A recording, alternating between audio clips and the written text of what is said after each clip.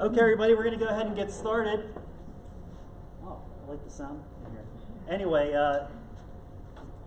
this is you're probably your last session for today, correct? So I'm holding you up from probably eating a drink or something.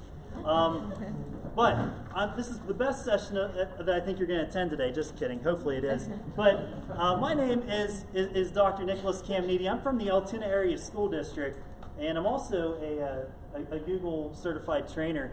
And if you haven't ever been through that process and would like to, you can see me afterwards, but it's definitely beneficial. There's Educator Level 1, there's Educator Level 2, and then you can move on and become a certified trainer. And Google shows you all different ways in which you can integrate technology in the classroom, along with using their products. You know, I mean, a lot. I mean, raise your hand. How many people in here actually, use Google in your classroom and have Google accounts? So you can see Google makes up a lot of education, and so it's very beneficial to go through their courses, try to get that level 1, move on to level 2, and then get the trainer status, and then you can help other people then integrate technology into the classroom. And so that's my little spiel with Google. They're not going to probably give me any money for that, but I just wanted to tell you how great it is using Google in the classroom already. So today what I'm here to talk to you about is Flipgrid.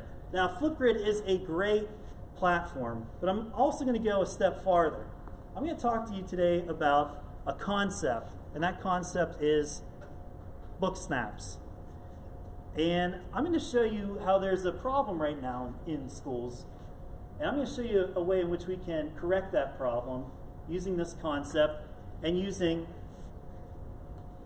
Flipgrid. So by show of hands, how many people in here actually have used Flipgrid in your classroom?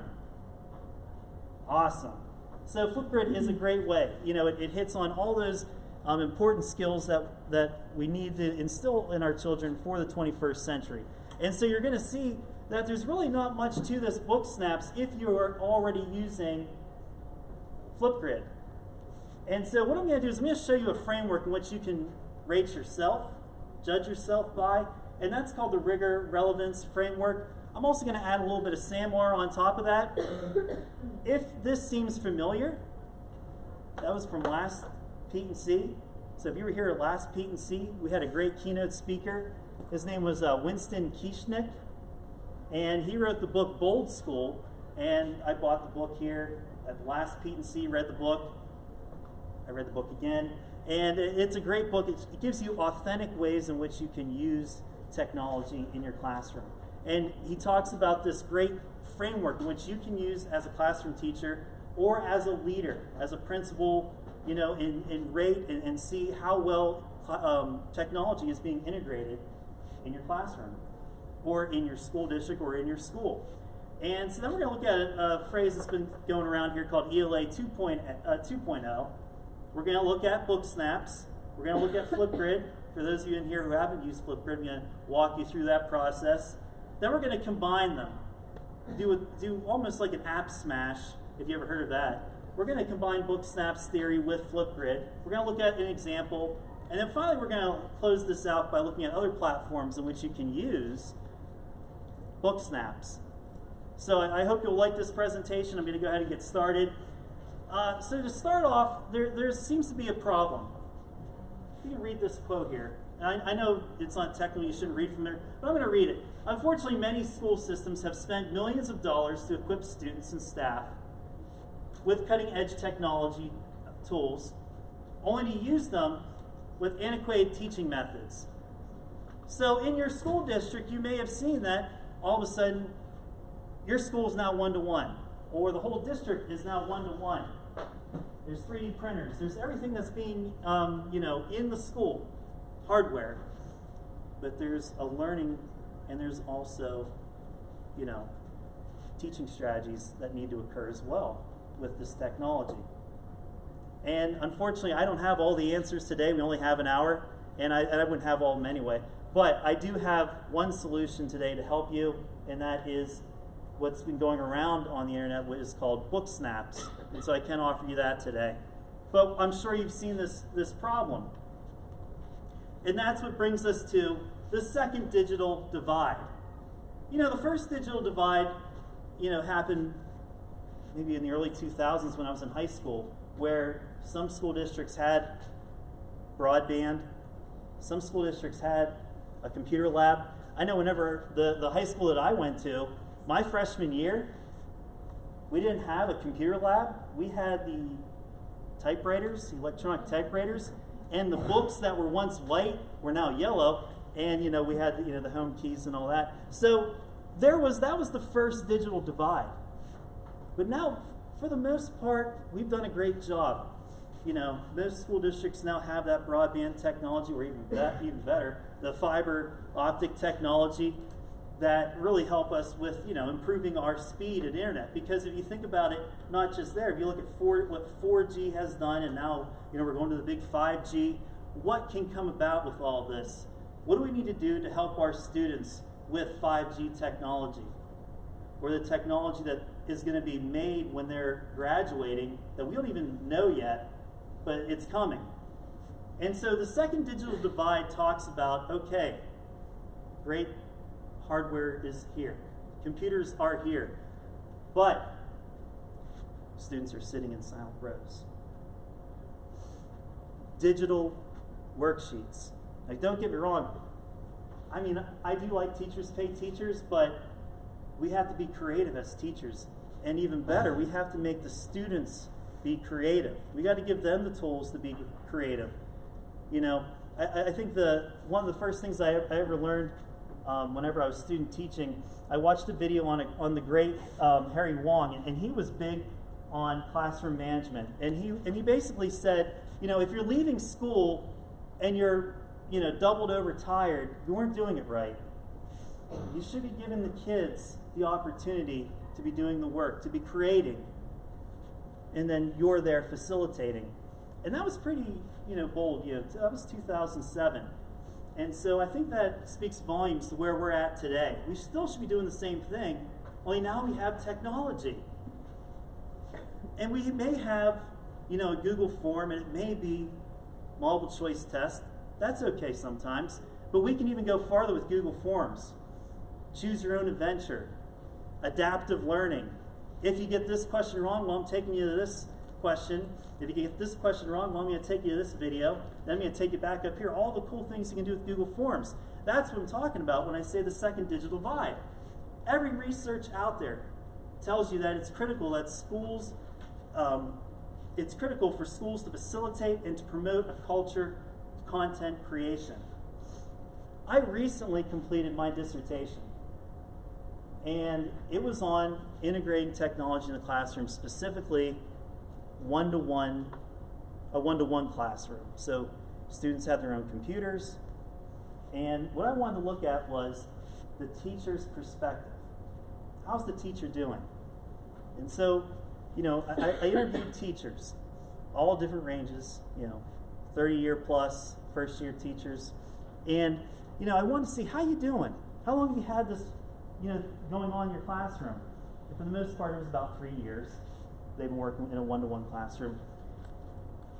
And the biggest theme that came out of a mountain of qualitative data, I mean, sometimes I like to talk, maybe that's me being Italian, I don't know, but they like to talk, so I'm digging through all the interviews. The big thing that came out is that when students have a one-to-one device classroom, that's when learning becomes centralized, where students have the opportunity to choose.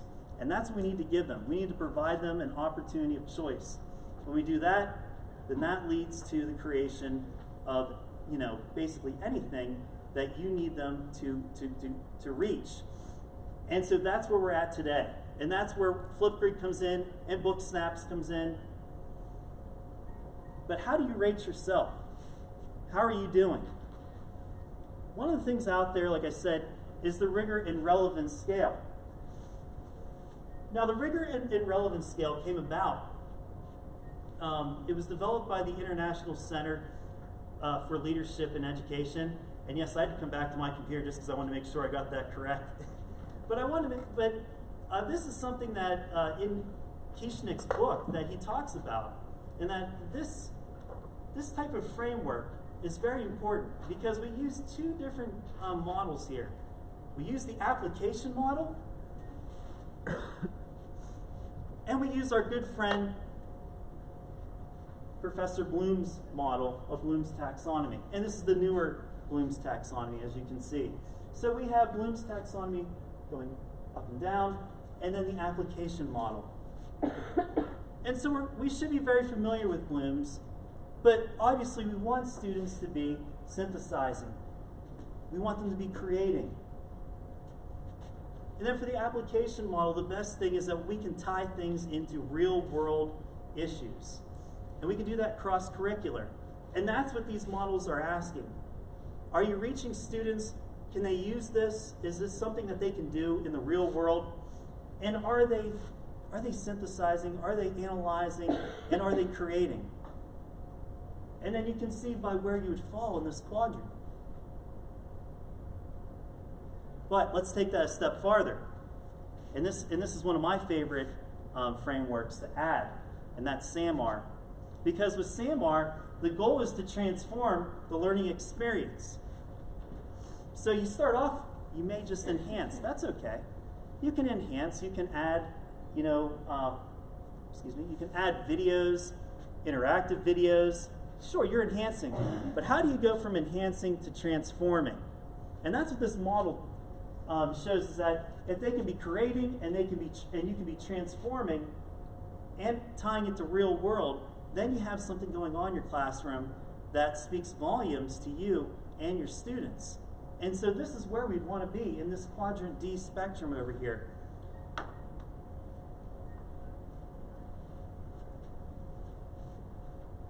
SAMR was founded by Dr. Ruben Puentedores in about 2006, 2005. And he wanted to see teachers come up with something that was previously inconceivable before. So if you're doing something now in your classroom, could it have been done when you were in the classroom? And then that's when you have to judge yourself. And sometimes it's difficult to judge ourselves, but at the same time, it's very rewarding. You know, as a teacher, that's what I would always, every year, I'd always try to think of the one thing. Excuse me, I caught a cold real quick, like in the last 10 minutes. I don't know. We're not in Hershey this year, so maybe it's the lack of chocolate. But the big thing every year, I'd always try to find the one thing that I need to work on and build on that. And I know that this is something that can come into play. This is something that could have helped someone like me, back then when I was teaching in the classroom. And so this is very powerful.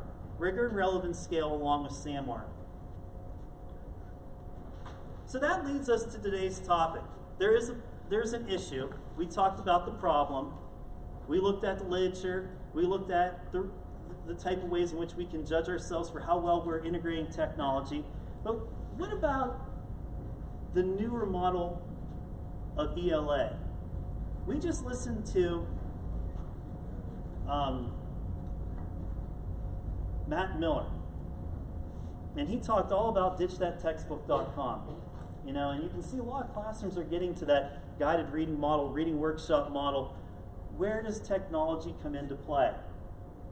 How can we use technology to enhance learning when we're not purchasing a gigantic license to some place that will give you the education? Oh, we're using technology. Look, yeah, we kind of purchased the one-size-fits-all model, and yeah, it is on the computer. But how can they create using their devices and using their one-to-one computers or their 3D goggles, or their VR goggles, I should say? What can you do? How do you go farther? And so that's where we look at different platforms. Now today I'm only going to talk to you about one, and that is Flipgrid. But there are different platforms out there. In fact, if you were out here along the wall, we had there were people out there who had wonderful displays, and we had Seesaw, which I love Seesaw, and we had Flipgrid. So there are people around here at this convention that can help you. If you're not there yet, they can help you get there. It's that old saying where you just have to immerse yourself, dive right into it. I know I had to do that recently. I switched, from iOS to Android, so I had to dive right in and learn the different, types of transitioning, with the interface. But that happens. That's what technology's for. We have to learn that as an end user, things are going to be different all the time. Things are going to be changing. But how are you going to adapt? And so student voice and student choice, that's something that always comes back, especially when we look at rigor. How rigorous was that lesson? And that's a word that seems to have, I don't know if it's gone away, but rigor is something that's very important when you're completing your lessons, creating a lesson, or just having your students do something. What was the rigor that was involved? And that's what takes us to Book Snaps. Now, I was not the founder of Book Snaps. Tara Martin was the founder of Book Snaps. And if you go to her website, she has a plethora of items, videos, documents. She has other platforms. Anything that you would need for book snaps, Tara Martin has already on her website because she's the founder of it. So book snaps allows the reader to basically show you how they're thinking, that metacognition, right? And so with book snaps, you can basically have the student create what they're thinking about that particular reading assignment. And because it's reading, it can be cross-curricular. It doesn't have to strictly be ELA. Tara Martin founded Book Snaps because 3 billion people, there are 3 billion snaps created every day. And when I say snaps, I'm talking about Snapchat. So she looked at what students are using, what's out there. And she saw that, well, students in my class, they really like Snapchat. And so they're using Snapchat. So how can we use Snapchat in the classroom? I mean, how do we engage the student? Make them feel like, oh, I know how to use this. This is Snapchat. This is really cool. How do we involve that into our learning, into their learning, into our teaching? And that was the number that she came at. When there's this many snaps going along, Snapchats going along in the world, we need to start thinking about how we can integrate that into our classroom. And so this is basically how it works. As you can see here from this example, what we were doing was trying to figure out what the students were thinking. And so you can see here, here's the story in which the reader was reading. And all they did is they took a picture, they took a snap, just like in Snapchat. They took a snapshot of the book.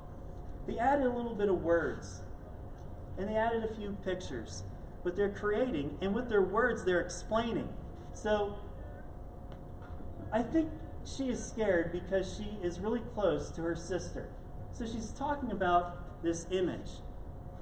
And so with book snaps, I know the concept. It sounds pretty simple, but it's one of those things where once you see it, then you're like, oh, and the light bulb comes on, and you can use this in your classroom. Now, it's one of those things where you probably don't want to use it all the time, like not every day, but once a week, twice a week.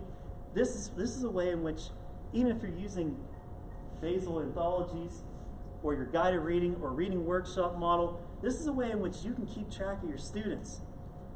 You know, I recently did a book snap where we were looking at figurative language.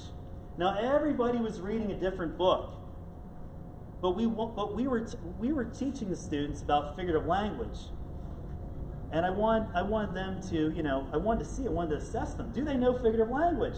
So I used book snaps. Keep in mind, there's no black line master. I'm not running to the copier. I'm not going to teachers pay teachers. I'm not spending money. I simply just had them use their Chromebooks. There's a camera on it. They have their book, and I said, in your next 3 chapters, I want you to find an example of anything that pertains to figurative language. Take a snapshot of it, and then tell me how you know it. And it's sort of like that. That's what they did. They sent it in, turned it in on Google Classroom, and there you go. I was able to assess the students on figurative language, but they're all reading different books. Maybe at their level, maybe at their instructional level. But we're giving them a student choice because they're reading their own book, which is awesome. And at the same time, we're allowing them to create. And that's when you really spark interest in the student. When it's not just, pass this back, where it's more, you have the tools, now go create. Keep in mind, you probably will have to work with some students, but that's okay. The majority of the students are going to follow through. So how do we use book snaps? There's a lot of platforms, but I really love Flipgrid. Flipgrid is, in essence, a way in which students can communicate with you, with each other, or if you want to, which, it's up to your AUP at your school, they can communicate with the world.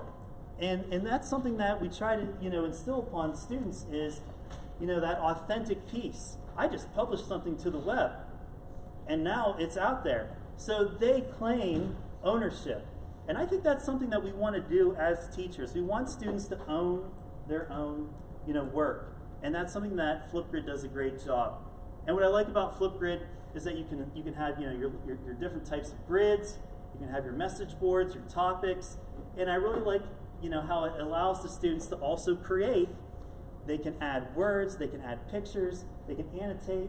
It's all great stuff with Flipgrid that can be integrated into the classroom. And it's that thing that comes back to my dissertation where if they have a one-to-one device program and you're using platforms like Flipgrid, then it's becoming student-centered.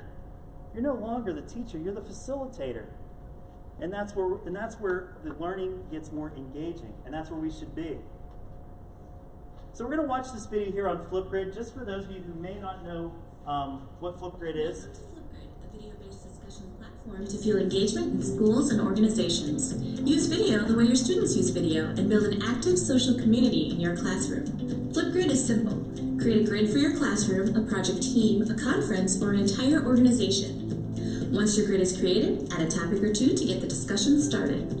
Students record videos and respond to a topic from any device. Finally, users can view and reply to each other's videos and build an active learning community. Lock your grid with a secure password or leave it open for ease of access.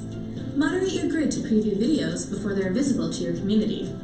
And embed your grids, topics, and individual videos to any blog, classroom website, or learning management system to take your discussion further. So, how will you Flipgrid? So it's quite easy to set up for Flipgrid. You just sign in. If you're a Google EDU school, you can sign in with your Google account, and then from there you can just automatically just sign in, create a topic, and the big thing is once you create that topic and publish it to your students, they can just click on the little T and then or plus symbol, and they're off. They can create. So what does that look like when they create? Before that though, why I like Flipgrid, I keep saying I love Flipgrid. The big thing, I love Flipgrid because it introduces us to the 5 C's. What? 5? I thought there were 4. Well, you know how research goes.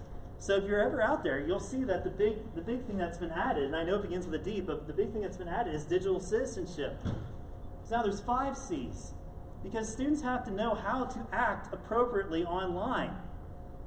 And that's the big thing I think that happens with social media. How do we teach them to act appropriate online? Because what they're putting online may jeopardize them for their career coming up. We need to teach them that. We need to teach them how to be digital citizens. We already teach them citizenship. We need to teach them digital citizenship. And that's where Flipgrid can come in, because they're posting themselves out there. They're posting videos. They're talking. So we need to show them, if you're going to record yourself, you need to act a certain way. You need to maybe write out a script. You probably should, watch what you say, because it's out there. And then that's how we can help each other out. I also have Flipgrid resources. I added these as well. This is everything that you would need, your students would need, and also ideas in which you can infuse Flipgrid in your classroom. If you're like me, I use Twitter just for professional development. So if you type in #FlipGridFever on Twitter, #FlipGridFever, then you're going to see a whole bunch of different ideas and how you can use Flipgrid beyond just book snaps. So here's an example of using Flipgrid. Here's an example of using Flipgrid in your classroom using the concept of book snaps. So here is a standard. I've used this many times when I was a 4th grade teacher. Compare and contrast 2 or more versions of the same story. Okay? I've used this in 4th grade and sort of used this in 6th grade. You can see that this is one of those standards that we can definitely use with book snaps. So you start off, your students click add, and they come up with a blank canvas. Now, the reason why I have a blank canvas, now keep in mind, I work with secondary now. I was an elementary teacher, and the students actually love the camera on. They're waving at. But no, in secondary, they're cool. So in secondary, I noticed that a lot of the students turn their camera off, and that's fine. So what they do is they hit the little paint can right here, and then their screen turns white. That's okay, because now they have a blank canvas to create. So we have our blank canvas, and the next thing I'm going to do is I'm going to add pictures. So I'm going to hit the little picture button down here. And they call it custom sticker. And really what it is a picture. Okay? So on my PC, I'm just going to drag and drop a picture onto the screen. And then the picture appears. This is one of my favorite stories to use. When I was a 4th grade teacher, I loved teaching this concept, or I'm sorry, this standard, because I got to read the true story of the 3 little pigs. Has anyone ever heard the true story of the three little pigs? I know, I love this story. And so I got to use this when we compare and contrast the same, compare and contrast 2 different stories with the same theme. And so here we have the one picture. I need another picture because it's obviously 2 different stories. So I need the Cinderella, you know, the traditional 3 little pigs. That's all right, got that. See? Sort of like this one better, but I got that. Okay? And then move on. From there, I can annotate. So, the true story of 3 little pigs, the wolf just had a cold, people. He wasn't mean. He had a cold, he accidentally sneezed and the house blew down. Jeez, give him a break. Hashtag fake news, probably, I don't know.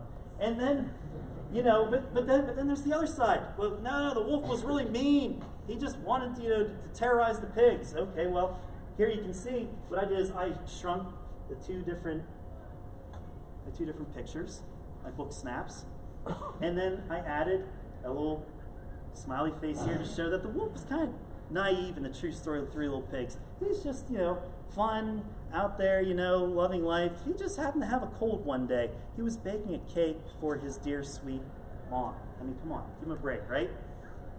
And so we also had, down here, we have the really mean wolf. And here, you know, I have a mean emoji, you know. And your students would know these emojis because 9 times out of 10, their parents hand them the phone, they're playing with emojis and all that, so they're familiar with this type of digital technology. And then, you know, you could have them write down the question, why did the wolf blow down the pig's house?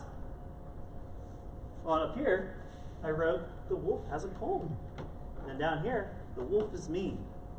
And you could leave it at that. That could be a book snap.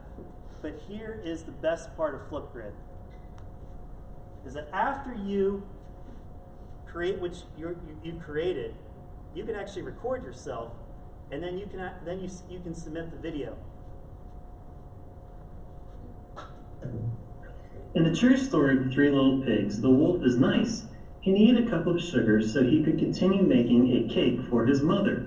Before he reached Mr. Pig's door, he sneezed so hard it blew down Mr. Pig's house. In the original story of the 3 little pigs, the wolf is very mean and blew down Mr. Pig's house on purpose. So they're reading, they're writing, they're listening, and they're speaking. And that's the thing that's our goal. That's Flipgrid. So not only did they make a book snap, you could have them also talk about why they created what they created. And then that's, once again, the whole metacognition. You know, show us how you learn. And once they show you how you learn, you have them. They're good. Now there are other platforms in which you can use book snaps. It doesn't have to just be Flipgrid. Like I said, I'm a little biased. I really love Flipgrid, but Google Slides is a great tool. So if you are a Google school, you know, and your students have Google accounts, you could use Google Slides. Seesaw. This is a wonderful platform. I love Seesaw as well. Same thing. You can annotate. You can add pictures. You can add pictures on top of pictures. You know, so this is a great platform. Google recently just updated this. This is called Book Creator. Book Creator is a great app. If you have not ever played around with Book Creator and you are an English teacher, I would definitely recommend playing around with Book Creator, but I don't want to just leave anybody out there. Sorry. I mean, anybody can play around with Book Creator, but this is a great app. So if you haven't heard of Book Creator, I think you should. And finally, there's the social media platforms. But if you are a coach in here, if you're a coach, you could use this type of platform for your PD. You could give your teachers, a book, old school, and you could have them do a book snap, and then you tweet that out or Snapchat that out. And so that's where that can come into play. So there are other platforms. It's universal. Make it your own. So moving forward, when used to create content and connect students with authentic audiences, technology empowers learners and prepares them for the workplace of the future. And like I said when I started, that's what we're doing. We are teaching students what they need to know for jobs that aren't even created yet. And we're showing them how to use technology that hasn't even been thought of yet. And so that's where we're at right now. So by using authentic examples and authentic lessons and having them create, that can help them adapt later on. Because they're going to adapt. They're going to figure out things, but they need that intuitive mindset. And we can do that as teachers. We can build them up. And so I really appreciate everybody coming. I hope that you got a lot out of this session. It wasn't quite the hour, but we looked at an issue. We solved an issue with book snaps. All right. And if you have any questions at all, please hang around, and I'll be sure to show you how to use book snaps or other platforms. If you want to get a hold of me, my information's up there. Once again, my name's Nick Caminiti, and I hope you guys have a good rest of Pete and C.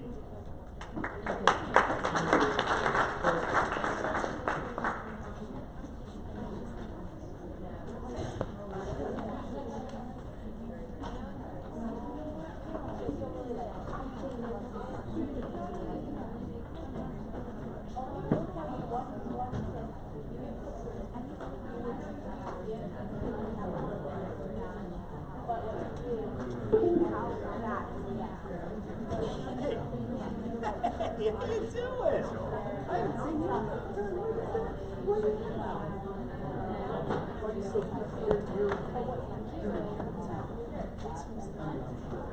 That's okay.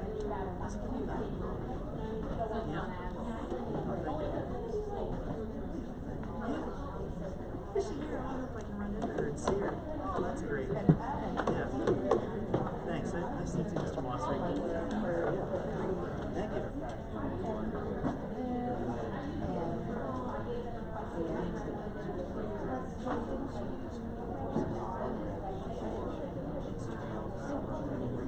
Exactly. That's what our school librarian is doing in junior high.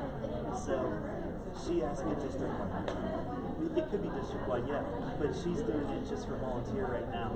And so our junior high librarian's doing that for a summer reading program. So that, because there are those kids, they love the library, they love to read. And so they're using Flipgrid, and she gets on once a week, they get on, they post the video. So reading Flipgrid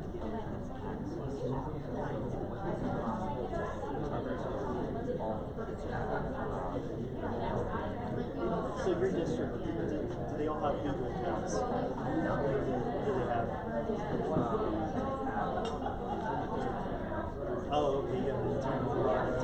Well, you don't have to check out Google. You can have whatever. You can create their accounts for them. because I have classroom teachers. Right. Like this activate can they use their regular SWASD.org? Yes. When they sign up, they would just put that as their email. Yeah. So yeah, it's definitely possible. And they have to sign up. Or the teacher can create it. What grade level are we talking about? Well, I was giving myself a Yeah, summer promotion of reading. exactly. We've done Facebook for Oh yeah, this would be great then. This is like beyond Facebook. Yeah. So Definitely. teachers were posting it. Exactly. They have a way in which the teacher can create their class. So you talk to your teachers and say, hey, can you create accounts for all your students? all they need to know then is their username and login. And then what you can do then is you can create that one grid, that summer reading program, or you can do it by grade level if you want, and then you can just run with that. Have my time. Yeah, get a hold of me, you know, if you have any questions, but that is a great idea. I'm actually going to go back to my, Because we always do summer push, you know, we for yeah. and you know, we like to have the kids sort of engage with the district a little bit as they're going through reading. But I think this will really pick up. Oh, it definitely will. Also, it will get the digital citizenship piece. Push that out to Pass that on to that company there. So yeah, thanks for that. I see that. And No, I really appreciate you're going to take this with me because like I said, I'm going to go back to my librarian, junior high, and I'm going to tell her that. Talk. What's your name? my name is John Killen. John. Nice to meet you. Williamsport. Oh, Williamsport, right up the road there from us. Yeah, you're just right up I-99. I'm going to tell her, I'm going to say, you know, he was talking about doing all school. She right now just does junior high, and then volunteer. I'm going to have her then, because she's you know, the librarians, and that way they can fill it. That's a great idea, though. So can you just like do a dump into it or from the water wash? I'm pretty sure. I'm pretty sure you may have to call Flipgrid for that. You may get a batch upload, is what you're saying. Yeah. I'm pretty sure you can. You'll just have to call them for that. Let me look real quick. I was just thinking I probably have Tell you what, I'm gonna. and I'd like to see our teachers promoting that toward the end. Right. That would also benefit the download more if we could Exactly. force them toward the talk. Yeah, let me write down your email, and I will get you that answer. I did extended screen. Did you even do that? Yeah. This is usually the biggest problem whenever people are like, we'll have presenters at our high school or our junior high, and I usually all the time, like at the high school, and the junior high will have a presenter, I'm like, man, they plugged the computer in, there's no Yeah, picture, just I'm usually the one making the call. Yeah. I represent her. Yeah. So weird. Yeah. So I love it. I love my job. It's just, unfortunately, for elementary, they're not one-to-one. Right. So I'm just particularly I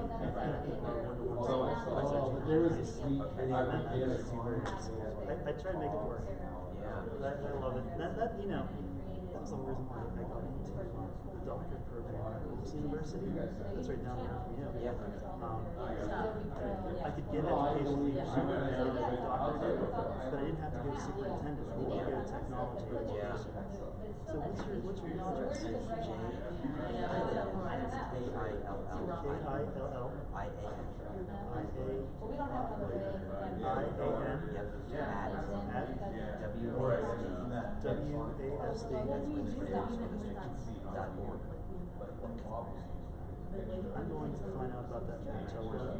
That would be really good. We have a PR person who actually works at my office. We're always kicking around ways to teach families more, teaching it relevant, this sort of really tired. Oh, definitely. Yeah. We're really trying to talk to teachers about exactly what they said.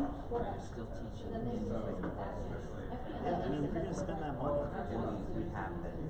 yeah, I have a budget meeting on Wednesday, and we're going to be proposing that we get more Chromebooks. So, you know, that was a big thing in my dissertation.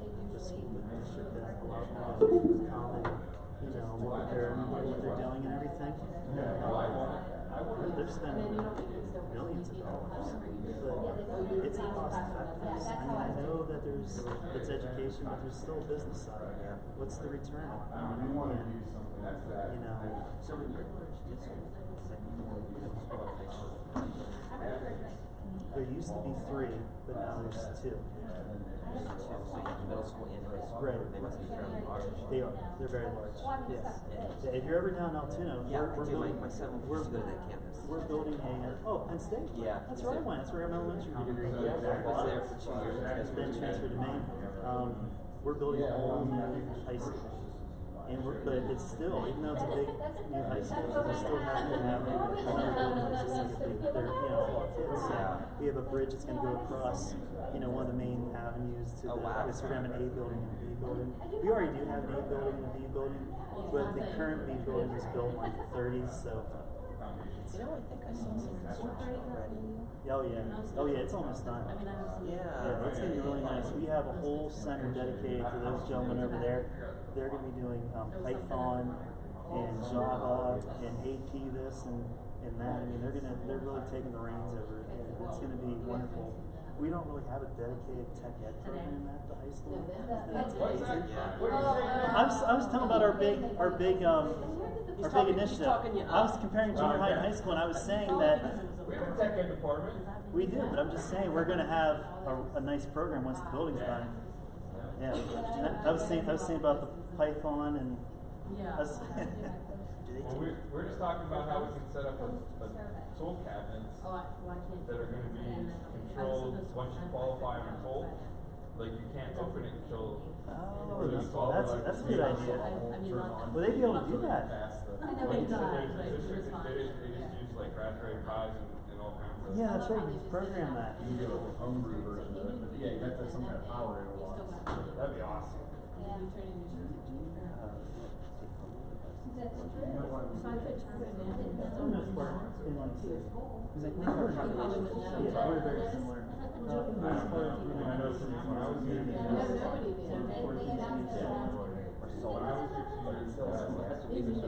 When I was here 2 years ago. I actually said that Those are the two. although you They're also. I got a call from But I think the meeting. That's just what they're. yes, but it wasn't a time period. They are. No. Yeah, you're right. Well, they picked on the way. some company almost didn't. And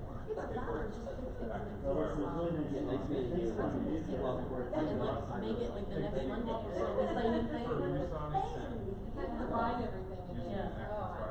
Did you say there's a way to buy a license?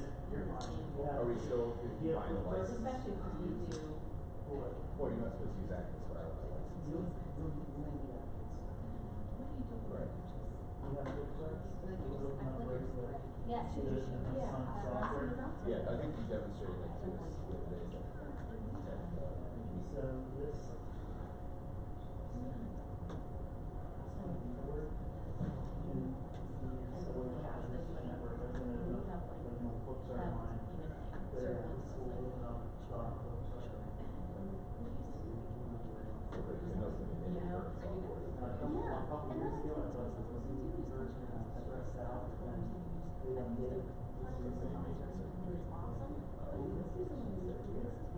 Well, I was talking to Reefy, I just was wondering.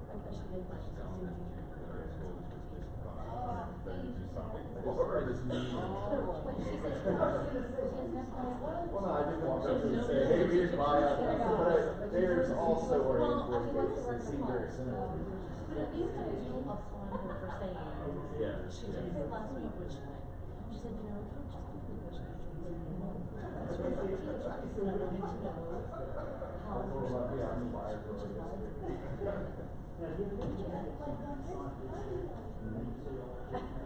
All right.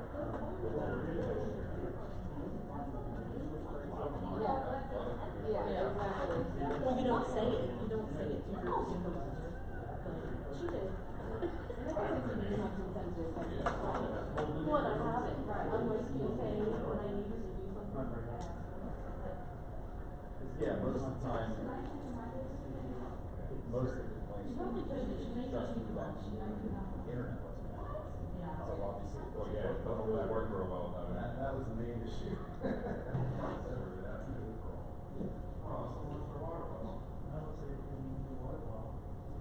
Yeah, there's a coffee mug over there too. Oh, man. Oh, it's some school that you know. E.N. Pierce Middle School, home of the Chargers.